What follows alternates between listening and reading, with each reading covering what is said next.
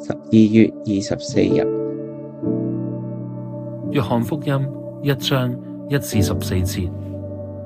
太初有道，道與上帝同在，道就是上帝。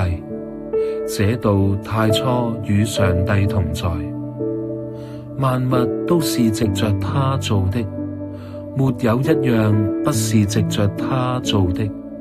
凡被造的，在他裡面有生命，這生命就是人的光。光照在黑暗裡，黑暗卻沒有勝過光。有一個人是從上帝那裡差來的，名叫約翰。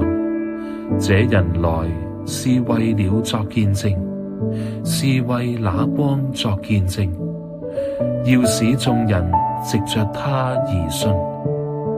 他不是那光，而是要為那光作見證。那光是真光，來到世上，照亮所有的人。他在世界，世界是藉着他造的，世界卻不認識他。他來到自己的地方，自己的人並不接納他。凡接納他的，就是信他名的人，他就賜他們權柄作上帝的兒女。這些人不是從血生的，不是從情慾生的，也不是從人的意願生的，而是從上帝生的。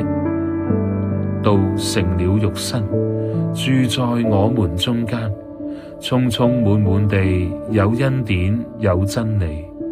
我們也見過他的榮光，正是父獨一兒子的榮光。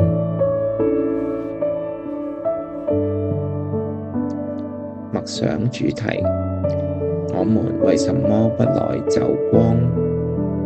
想一想我哋同主嘅關係，回想一下自己由信主開頭嘅時間到今天，同主嘅關係喺咩時候停頓落嚟呢？唔再感受到進深或者成長，當中有咩原因嗎？帶住浮現嘅事情向上主禱告。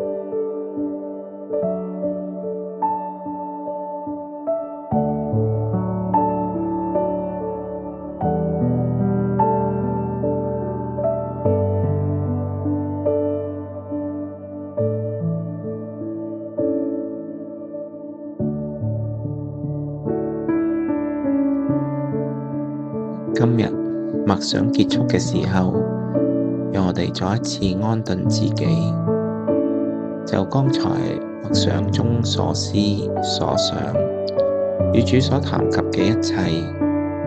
此刻上主呼喚你嘅名字，問你要什麼，你會點樣回應呢？將呢個回應配以你對主嘅稱呼，成為一個簡短嘅禱詞。吸氣，呼喚你對主嘅稱呼；呼氣，呼出你嘅回應。如果你冇特別想起任何嘅禱詞，可以參考以下顯示嘅內容，慢慢順住呼吸，重複輕聲誦念你嘅禱詞，直到你聽到提示嘅鐘聲。